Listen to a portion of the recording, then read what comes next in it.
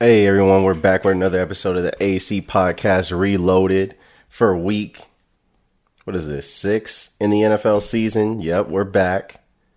A lot to get into. Just fresh off of watching the Cowboys game, so we're gonna get to them first. Touch on the Chiefs, also the Chiefs Bills game for just a little bit. I don't really want to talk about them that much.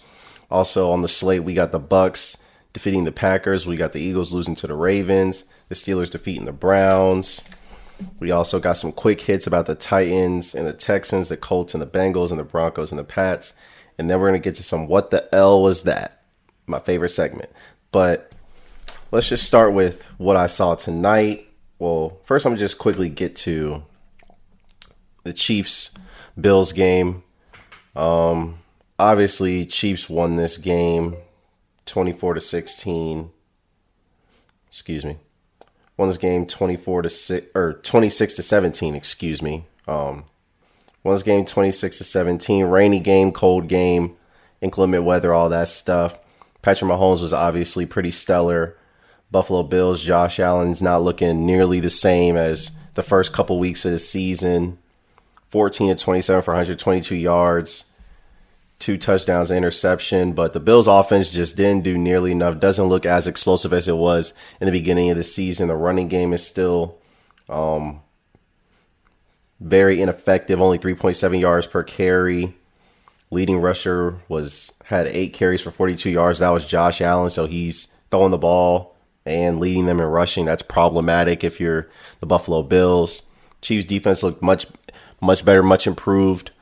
Disguising their coverages, rotating down later, rotating back late as far as confusing Josh Allen with their safeties and whatnot. And so Josh Allen was, relatively ineffective today. But overall, the thing I noticed most, just getting to my overall takeaway from this game, is teams aren't going to allow the Chiefs to throw the ball down the field. Teams are content allowing the Chiefs to run the ball. Clyde Edwards-Helaire, 26 carries for 161 yards. Obviously just picked up Le'Veon Bell, although he didn't play this game. But teams are going to be content allowing the Chiefs to run the ball and not let them throw the ball over their heads with Mecole Hardman, with Tyreek Hill, with Sammy Watkins, Byron Pringle, and these guys, because that's how the Chiefs just blow you up out the building.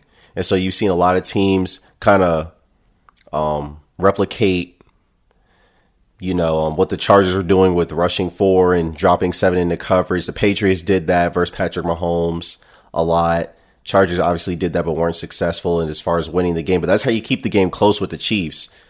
Patrick Mahomes, he's going to win a lot of those close games, but that seems to be the formula and the recipe that teams are going with now is rushing 4 and dropping 8 into coverage and hoping your pass rush gets to Patrick Mahomes. But then the problem with that is Patrick Mahomes can run, and so he can get clutch first downs when he needs to, and he can still make all the throws.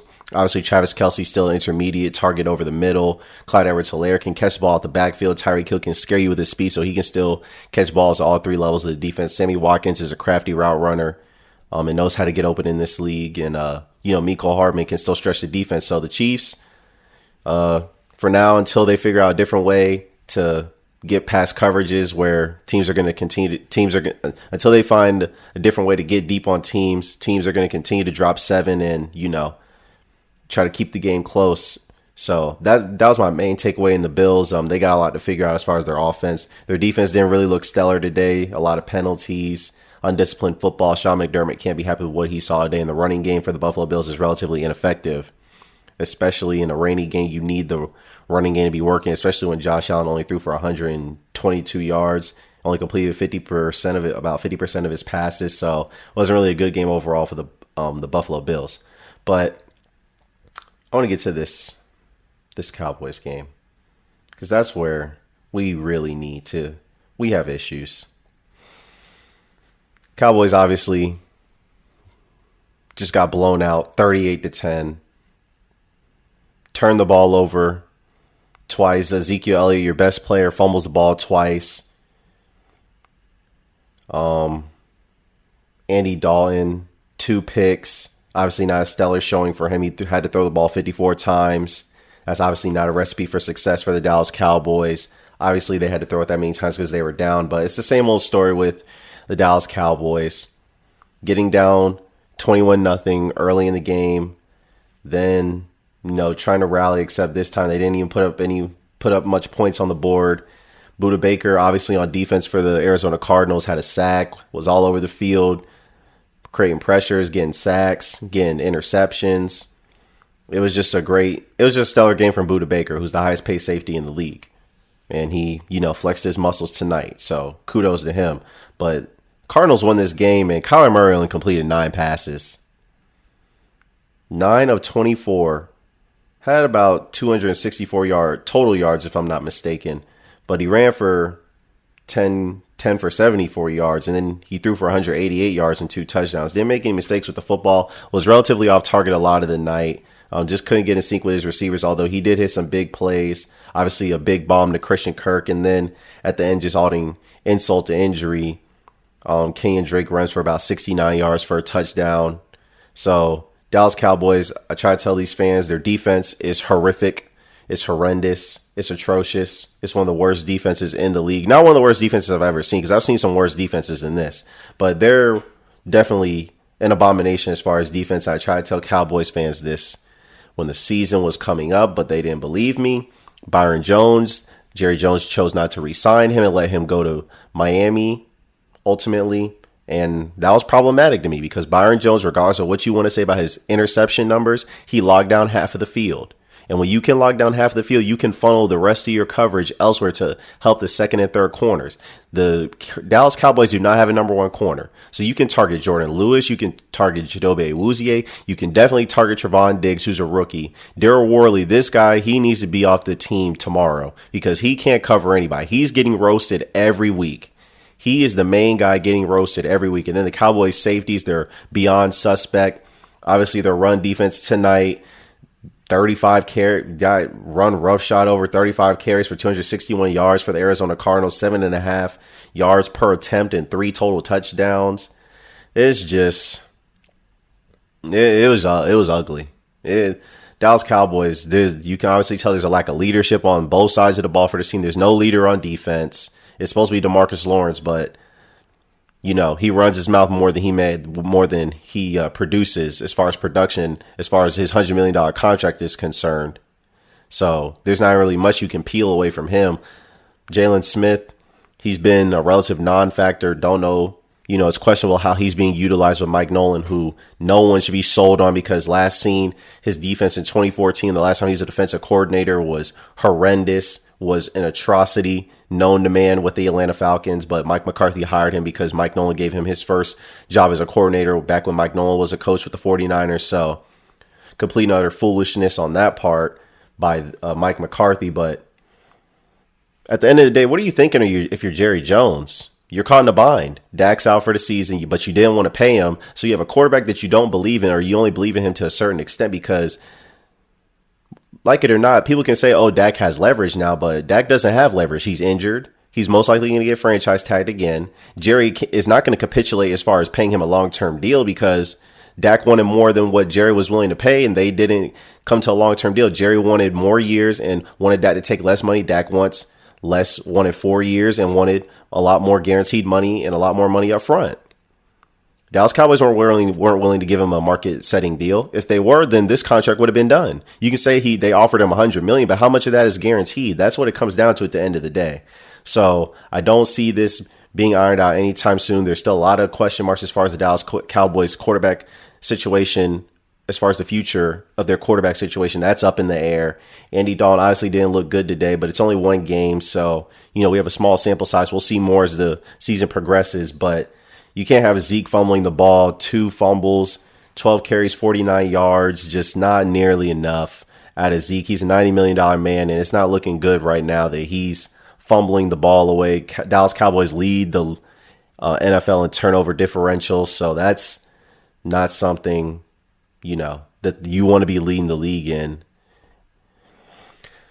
Yeah, it's just Dallas Cowboys, they got a lot to figure out. It's just no good. I just don't, for the life of me, understand why anybody would have any optimism for this team. I just don't get it. And it's a disgrace. I have to say this. It is a disgrace that one of these teams out the NFC East, the Washington football team, the Philadelphia Eagles, the New York Giants, and Dallas Cowboys is going to have a home playoff game. That's a disgrace. It's just plain and simple. That is a flat out disgrace. None of these teams are good. None of these teams are going to do anything once they get into the playoffs.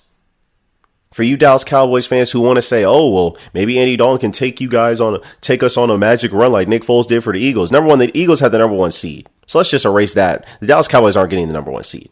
Number one. Number two, an NFC team, an NFC wildcard team hasn't made the Super Bowl in 8 years. So you need the number one or number two seed if you're going to make it to the Super Bowl in the NFC. And I don't know how the Dallas Cowboys fans can feel optimistic. What is your defense showing you that makes you feel optimistic? They're getting scorched in the run game. They're getting scorched in the passing game. Rainbows over their heads, sponsored by Skittles and Lucky Charms. Taste the rainbow. They're magically delicious. I mean, I just don't know what you're supposed to do. I just don't know what optimism you could possibly have. You have no evidence to go off of. You can say, oh, I think they're going to be better, but they haven't shown it. What evidence do you have? Oh, their defense is going to feast on the Washington football team and the Giants and the Eagles, who have no offensive identities. And even the Giants, you gave up 34 to them, and they were averaging 11.8 points per game. So what optimism could you possibly have for this defense? The only optimism the Cowboys should have is that they have 3 good playmakers on offense, and they still have Ezekiel Elliott, despite the fact that he's probably leading the league in fumbles right now. That's the only optimism the Dallas Cowboys should have. Because other than that, their defense is the worst in the league, by far. By far. You're just looking at the amount of points they've given up this year. They've given up 39 to the Falcons, given up 20 to the Rams, given up 38 to the Seahawks, given up 49 to the Cleveland Browns, given up 34 to the New York Giants, who are averaging 12 points per game coming into the game, and then gave up 38 to the Arizona Cardinals. Now, I get it. The Cardinals scored 24 points off of turnovers, but dang, you couldn't hold them to field goals. This is a joke. It's a joke. This whole division is a joke. The NFL should not be nationally televising any more NFC East teams, because no one should want to watch the NFC East. There are no good games coming out of this division. The team leading the division right now is 2-4 through 6 games. The Eagles are 1-4-1. The Washington football team and the New York Giants are 1-5 respectively. This is a disgraceful division. This is the worst division in football. There is no hope for any team that comes out of this division. None. Absolutely zero. So there's nothing to feel good about if you're a Dallas Cowboys fan, if you're a Philadelphia Eagles fan, who I'm going to get to them in a couple segments. There's no hope for any of these teams. There's none. So none of you fans of any of these teams should feel good. You shouldn't. I'm sorry. Let's move on to the Bucs and the Packers, because this Packers showed me a lot of stuff. Bucs showed me a lot, but the Packers have some very, very fatal flaws. Obviously, the Buccaneers won this game 38-10. Packers went up 10-0 very quickly, and then after that, Aaron Rodgers threw a pick six, and it was all downhill from there. Tampa Bay just capitalized, got another pick from Mike Edwards, I believe his name is. Jamel Dean obviously got the pick six. Mike Edwards got the other pick on the following drive, and it was all downhill from there for Green Bay. And I think Aaron Rodgers, it was just a terrible performance. 16 of 35, 160 yards, 4.6 yards per attempt. It was ugly. Didn't throw a touchdown pass. The Packers, this looked like exactly what happened to the Packers last year when they played the San Francisco 49ers, when they got beat down on Sunday Night Football and then beat down the NFC Championship game. The Packers are a team that you can just rough up. They look like a finesse team. They look like a bunch of softies when they play a physical front, a physical team. The Buccaneers are physical, and their defense is no joke. It's top 5. I could make an argument it's top 3, but it's definitely top 5 for sure. They've got playmakers at every level. Obviously, you still got Shaq Barrett, Jason Pierre-Paul coming off the edge. Vita Vea, he obviously went down, but the run defense is still stout. Still got Ndamukong Suh beefing up the middle. You got Devin White and Levante David, probably the 2 best inside linebackers in the league. Obviously, they got speed, athleticism, awareness, play recognition, eye discipline. can get their hands on balls, tackle ball carrier sideline to sideline. They've got it all. So they're a physical front seven. And then the secondary, you guys already know how I feel about Antoine Winfield. He's solidified the secondary. And this guy's 5'9", but he looks like 6 foot out there to me. Or at least he plays 6 foot. Antoine Winfield Jr. on the field, he does not look 5'9". He looks about 6 foot to me when he's playing. Because this guy, he does it all as far as coverage, hitting, tackling. He just does it all. He's just solidified the secondary back there. And then they got Jordan Whitehead. But Carlton Davis and Jamel Dean are the two corners that they've taken their game to another level. Obviously, Jamel Dean got the pick 6 yesterday. But I want to read you guys something from Pro Football Focus that I thought was interesting because they have the Tampa Bay Buccaneers ranked as the second defense so far through 6 weeks. Well, this was prior to the Packers game. But they said the emergence of Jamel Dean in the midst of the 2019 season, this Buccaneers coverage unit has been in the league's top tier. Through the first 5 weeks of play this year, Dean has produced an 83.6 coverage grade that ranks 4th at the position. He and Carlton Davis have been locking down opposition's outside receivers and have combined to allow a league-best 20.8 passer rating on throws 10 or more yards down the field. And going into the Packers game, Jamel Dean and Carlton Davis ranked 1st and 2nd at the position and forced incompletions with 19 and 16. So this defense is fast. They're physical. They're aggressive. And then you look at Todd Bowles. He was dialing up blitzes. And the thing that impressed me about the Buccaneers blitzing is their rushers, when they were rushing, as far as their blitzing, they rushed responsibly. And what do I mean by that is they stayed in their lanes. They didn't allow Aaron Rodgers to escape contain. They contained Aaron Rodgers and then rushed disciplinedly to him and sacked him and pressured him, obviously. Aaron Rodgers obviously was under a lot of heat all day. Didn't look like himself all day. And Aaron Rodgers against the blitz was 3 of 12 for 28 yards and 2 interceptions. So Todd Bowles dialed up the blitzes, when he needed to.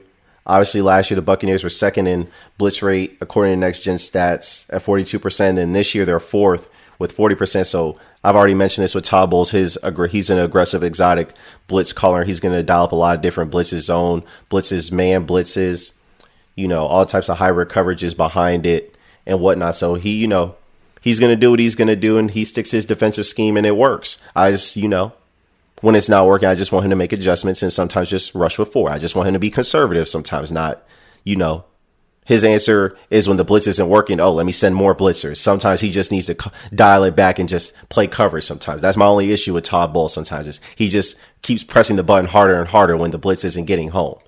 But overall, the Green Bay Packers, they just don't look like a team that they just don't match up well with the Tampa Bay Buccaneers. It'll be very problematic if the Green Bay Packers see the Tampa Bay Bucs in the playoffs, because also on the other side, the Green Bay Packers, they still don't have any middle linebackers. They don't have any beef in the middle of their defense.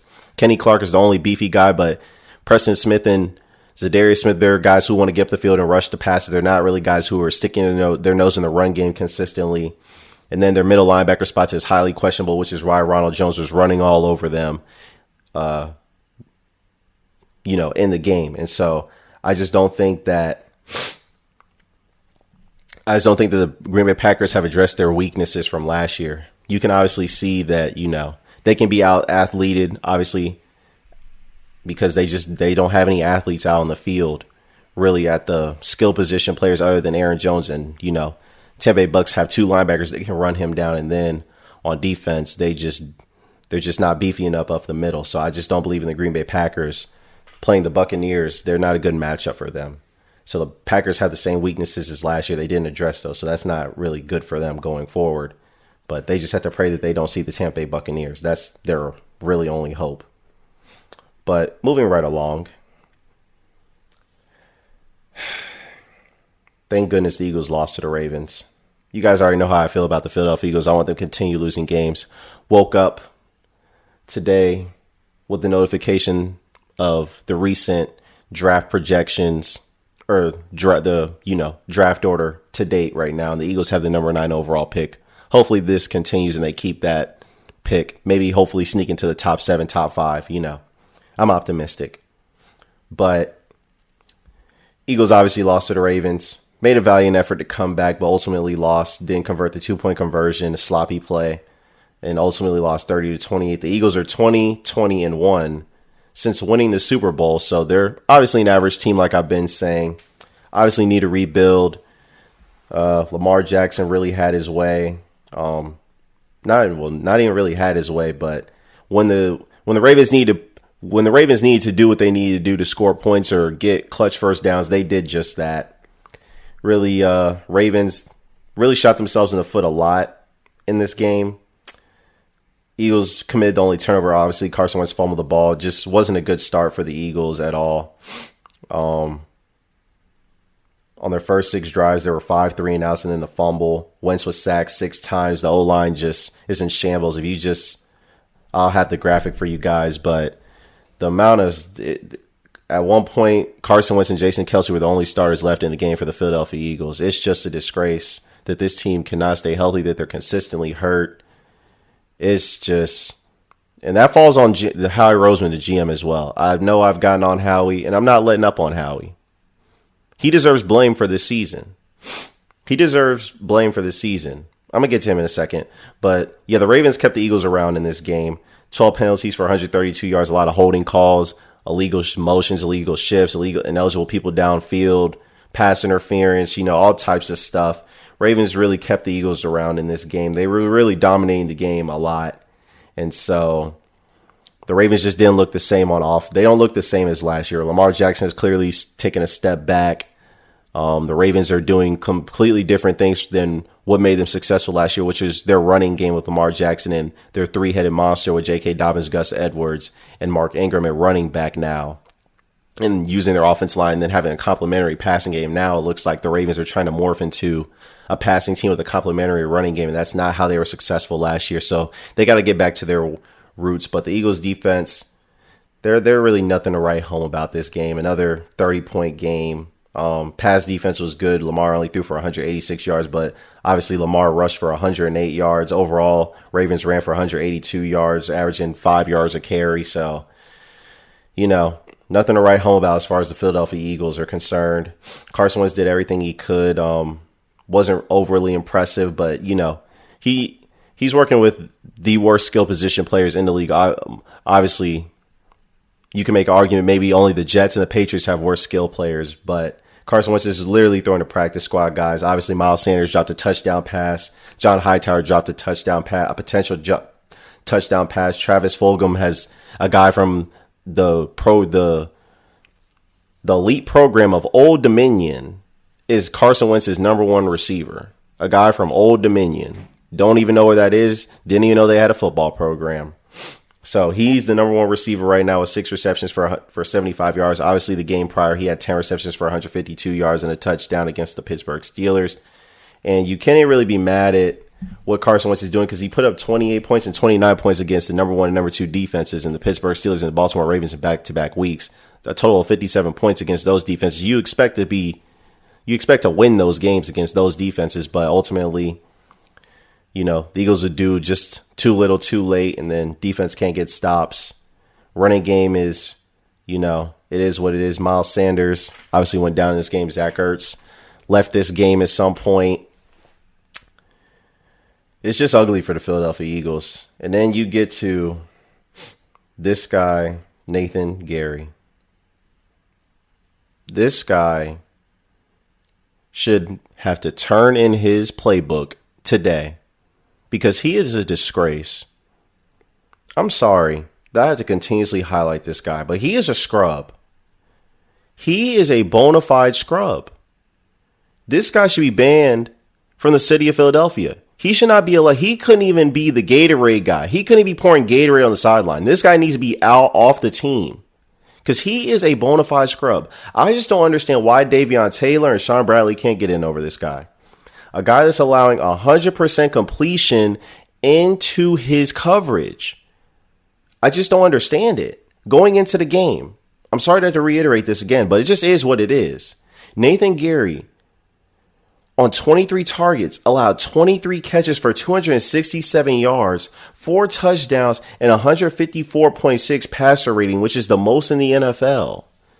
The Eagles have given up the most receptions and touchdowns to tight ends in the league. They have no safeties who can cover, and they have no linebackers who can cover. Nobody on this Eagles roster is the answer at linebacker. And the only people that we even can think of, maybe they can't just there's no way they can be worse than Nathan Gary and Duke Riley and TJ Edwards, are the rookies who are 3rd and 6th rounders who aren't getting playing time. But this all falls on Howie Roseman, because this whole roster, this whole debacle, it's at the feet of him. It's at the feet of no one else but Howie Roseman. He formed this roster. He created this roster, kept investing in veterans instead of getting some young talent, some youth and speed and athleticism on this team. And now the Eagles have no future. This team is not good. They're old, bad, and expensive. That's not a good combination to be. The Eagles are 1-4-1, so they're bad. They're old. Their roster, the main core of the roster is comprised of old players like Zach Ertz, Malik Jackson, the people that they're relying upon: Zach Ertz, Malik Jackson, Fletcher Cox, Brandon Graham, Alshon Jeffrey, Deshaun Jackson have the third and 6th highest cap hits on the team, and they played maybe one game combined. Alshon Jeffrey hasn't played yet. Deshaun Jackson's played like 1 or 2 games. I mean, he's coming back this week versus the New York Giants, but he might get hurt again for all we know. Eagles have no future wide receiver. Jalen Reagor's hurt right now. We don't even know what he looks like and when he's coming back, hopefully after the bye. But other than that, it's him and J.J. Arcega-Whiteside, who is basically Hispanic Riley Cooper, known for blocking, not known for catching the football. He's a scrub as well. He's a bust of a 2nd-round pick. You pass up on DK Metcalf. You pass up on Marquise Brown. You pass up on Terry McLaurin. You pass up on A.J. Brown. You pass up on Deontay Johnson. You pass up on Deebo Samuel for J.J. Arcega-Whiteside, and he's a scrub. So you have that going for you. The only young players that are good that you have on this team are Miles Sanders and Dallas Goedert that can actually produce. Jalen Reagor, I'm sure he's going to be good, but he's not producing right now. But every other rookie receiver is. Chase Claypool is. Brandon Ayuk is. T. Higgins is. CeeDee Lamb is. Jerry Jeudy is. Laviska Shenault is for the sorry Jacksonville Jaguars. He's producing. I mean, you just look at what's going on around the league, and the Eagles just don't have any receivers. Again, the worst skill position players in the league, other than arguably the Patriots or the New York Jets, who are a disgrace as well. And so this is why I want the Philadelphia Eagles to lose. They need to start selling. They need to start selling at the trade deadline. The trade deadline's on November 3rd or it's November 2nd, November 3rd, something like that. But the Eagles need to start shopping these guys now, because there's never been a time in the league where draft picks have been more devalued than this year, because teams are going to want to go with known commodities over whatever's coming out of the draft, because a lot of the players are choosing to sit out. You saw what happened. You saw what the Jets got for Jamal Adams, a known commodity, 2 first-round picks. Everyone thought the Seahawks were stupid for trading that, but Seahawks are going to be picking low anyways, and they haven't hit on their first-round picks anyways. And known commodities are more valuable than draft picks that you don't know about that aren't playing at this point. So the Eagles need to start selling on guys like Fletcher Cox, guys like Brandon Graham, Malik Jackson, Zach Ertz. Start selling on who else can they sell on? Rodney McLeod. You need to start selling on J.J. Arcega-Whiteside. You need to start selling on guys like that and getting these guys up out of here and start getting a youth movement so you can compete for 2022. Stockpile your draft picks and then try to come back and compete for 2022. Because right now there's a report that came out that says Howie Roseman's thinking about buying at the trade deadline. And the only reason I can think that Howie Roseman would be buying at the trade deadline is because he knows his job is on the line. Because I don't know what semblance of hope or belief that Howie Roseman could have in this team to make him believe that this team can compete for anything meaningful if they get into the playoffs. There's no way that's happening. So my only guess is that Howie Roseman is doing that because the owner, Jeffrey Lurie, has told him that if you don't get this rectified, then your job is it's over for you in Philadelphia, which it should have been over for Howie Roseman a long time ago. No disrespect, but it's just the truth. He deserves to be fired. He should be fired because this is terrible roster construction, and people haven't talked about it enough, and I'm sorry. Someone has to talk about it, so I will. But moving right along, Pittsburgh Steelers defeat the Cleveland Browns. I just want to get this off my chest really quick. All the national media and everybody, they were writing off the Pittsburgh Steelers to start the season, so I don't want to hear anyone talk about the Pittsburgh Steelers now. People kept talking about Big Ben not being the same. People kept talking about, oh, this team's not that good. oh, the Cleveland Browns and the Ravens are the class of this are the class of the AFC North, and the Bengals, they could do some things, so Steelers could potentially come in last in this division. I'm just like, you guys sat up here and praised Mike Tomlin last year for going 8-7-1 or whatever he went with Mason Rudolph and Doug Hodges, and now you don't want to give this man no praise with a guy he's had basically since he's been in Pittsburgh, and they've made the playoffs basically every year except a couple of years that he's been there. Steelers, they were completely and utterly disrespected this offseason. But I just want to highlight that the Pittsburgh Steelers, they're a Super Bowl contender. I want to say they're the best team in the AFC right now. They're still undefeated, obviously. Got to play the Titans and the Ravens in the next 2 weeks. Titans are undefeated, looking good right now. But defense is legit. Obviously, the loss of Devin Bush is going to hurt a lot. But I'll be interested to see what the Steelers do with the linebacker position, because you can't replace someone like Devin Bush. His athleticism is second to none. He's a 3-down linebacker in this league. And he's very valuable to what the Steelers do in pass coverage and run support. Calling, he's the leader and the caller of the defense. So, it's probably going to be a replacement by committee with him. But we'll see what the Steelers do as far as a trade, if they decide to. But overall, I was impressed with the Steelers dominating all facets of the game. Baker Mayfield was under pressure on about 50% of his dropbacks. Obviously, Browns just couldn't get any offense going. Only one touchdown. Kareem Hunt, 13 carries for 40 yards, 3.1 yards per carry. Not nearly enough. Baker Mayfield had to be taken out of this game at one point for Case Keenum because the Steelers were just putting licks on him, sacked him 5 times, pressured him numerous other times. I think got about 16 quarterback hits on him, so he was getting whack-a-mole all day long. 119 yards on 10 of 18 for Baker Mayfield through 2 interceptions.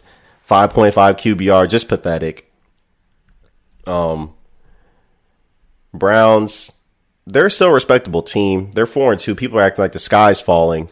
But if I'm Odell Beckham, I got to demand a trade, because him and Jarvis Landry, they should be demanding trades, because Baker Mayfield, he's not a guy that can get them the football. I love Baker Mayfield. He came from Oklahoma. I'm a fan of him.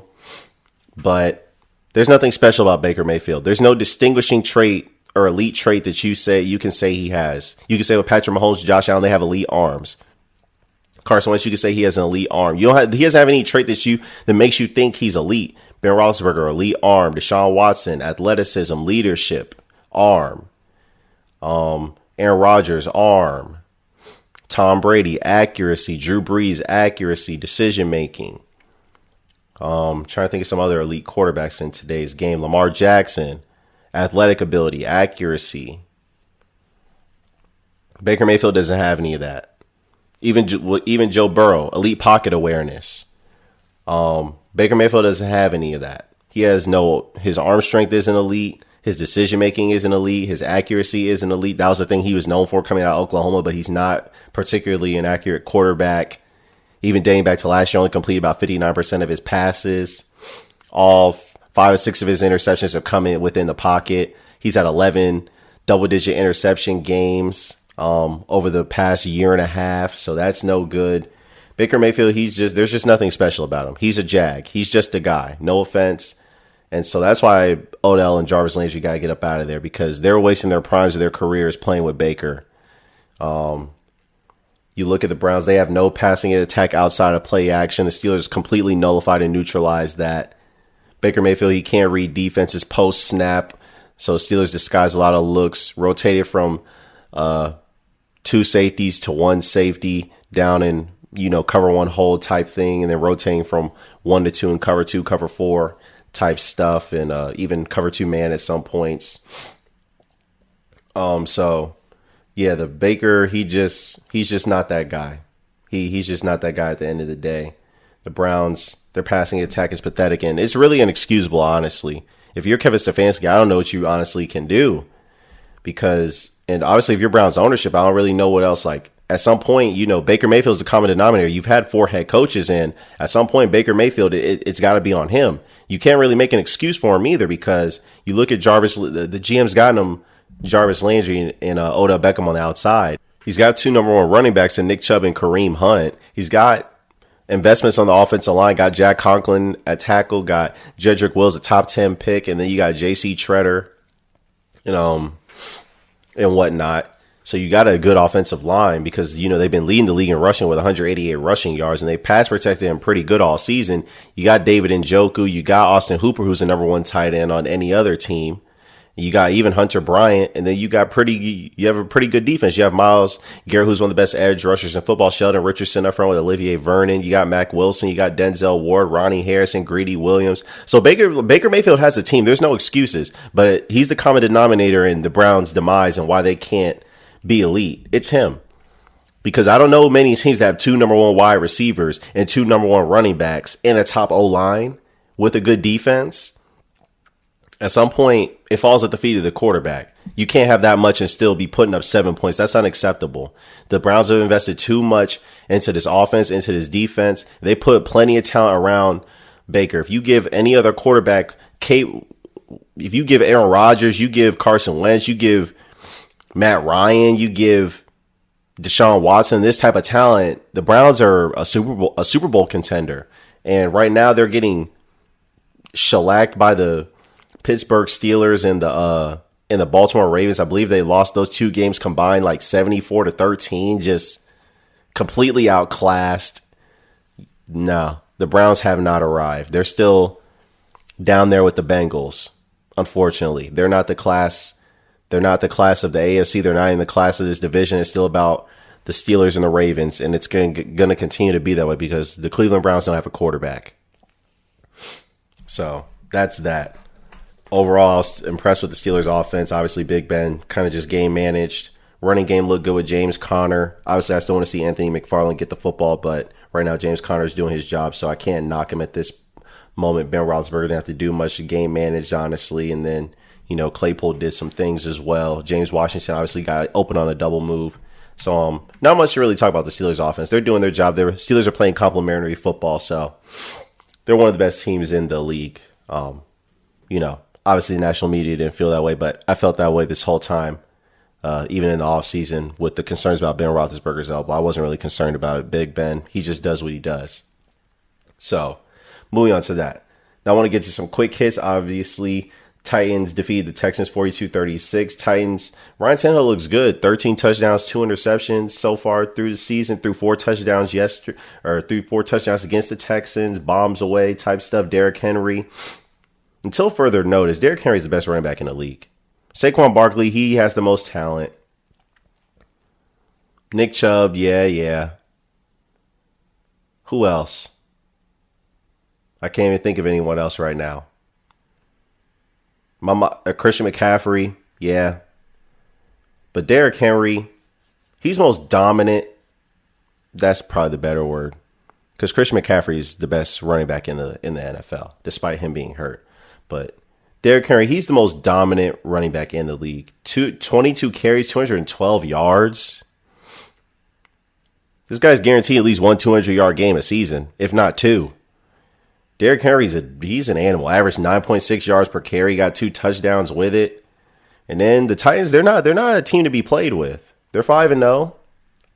Ryan Tannehill looked like the Miami Dolphins were holding him back because when you're looking at what Ryan Tannehill is doing, he threw the football great yesterday. Not good, great. 364 yards, 4 touchdowns, 30 of 41. It's impressive stuff. And then you look at the weapons he has. Adam Humphries, A.J. Brown. He's obviously got Derrick Henry to take pressure off of him, so that makes his life easier. He's still got Jonnu Smith. This guy, Ferkser, I don't even know who he is, but he had 8 receptions for 113 yards, so he was producing yesterday. So the Titans, they have weapons. They got a running game. Their defense has talent on it at all 3 levels, so they're not a team to be played with. They can compete. I don't know if they can contend. I don't know if I believe in Ryan Tannehill come playoff time, but right now I can't criticize him and say he's not, putting up numbers because the last 2 weeks he's completely the Titans have completely dominated the Bills, and then they, beat the Texans. So they have something going for them. Texans, obviously, they're 1-5. Future's not looking good for them. They have their 2 first-round picks belong to the Miami Dolphins the next 2 years, so not really a team. And then they're an expense. I think they're the most expensive team in the league. So obviously, this is not an attractive spot to, pick up as a head coach, especially when you have no future assets and you're the most expensive team in the league the next few years. The only attractive thing about the Houston Texans right now is Deshaun Watson. He, aside from yesterday, he hasn't looked stellar. So, there's that. Getting to the Colts defeating the Bengals. Obviously, the Bengals went up 21-0 in this game. Completely unacceptable from the Colts.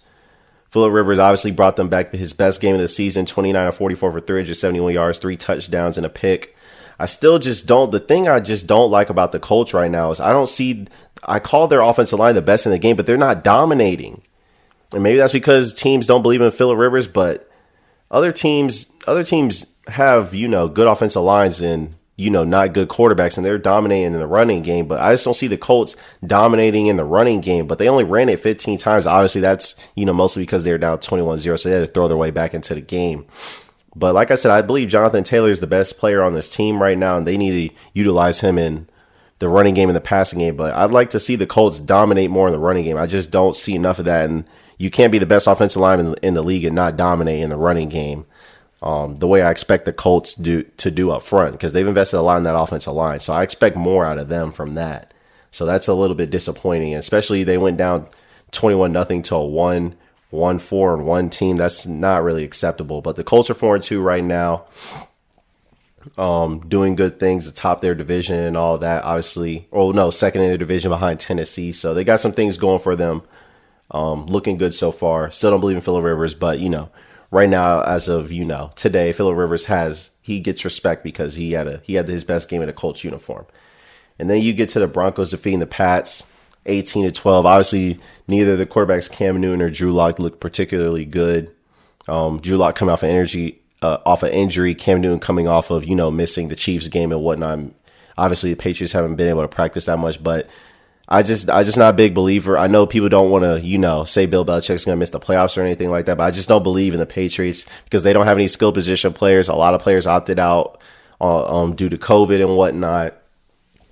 Patriots defense is still, good. Chase Winovich looks good as far as pass rush. They still have their secondary with J.C. Jackson and Stephen Gilmore and whatnot, and the McCourty twins and whatnot, but their offense, I just don't believe in it because Cam's going to have to shoulder the load for the most part. And Cam hasn't ever been the most accurate passer, especially, their big plays are coming off of Julian Edelman throwing a pass and then some other, other trick plays. Just not a consistent way to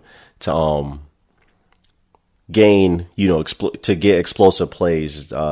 Trick plays is not a consistent way to gain explosive plays. So I just don't believe in that long term. So that's that. I just don't believe in the Pats the way some other people do, but that's just my personal opinion. But it is what it is. Now we got to get to some what the hell was that? First team up is the New York Jets. What a disgraceful organization this is. This is one of the worst franchises I've ever seen in my life. The GM was hired into this abomination of a team. The owner is in UK. Adam Gase should have been fired yesterday. He should be fired. I don't know why this guy still has a job. I just don't get it. The Jets' point differential through the first 6 games is -110. They were defeated by the Miami Dolphins 24-0, put up no points.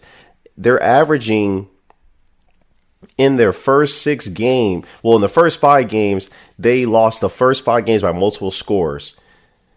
Then, to add insult to injury, the offense has only managed 6 touchdowns in 6 games.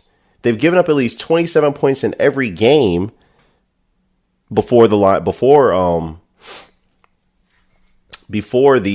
Dolphins game, and the defense is yielding 395 points per game. They've been outscored by an average of 18 points per game through the stretch. And if you're Trevor Lawrence, the projected #1 overall pick, you have to seriously think about staying an extra year at Clemson, because there's no way I would if I'm Trevor Lawrence, there's no way I would enter the draft this year knowing the Jets are inevitably going to get the #1 overall pick. There's no way. There's just no way.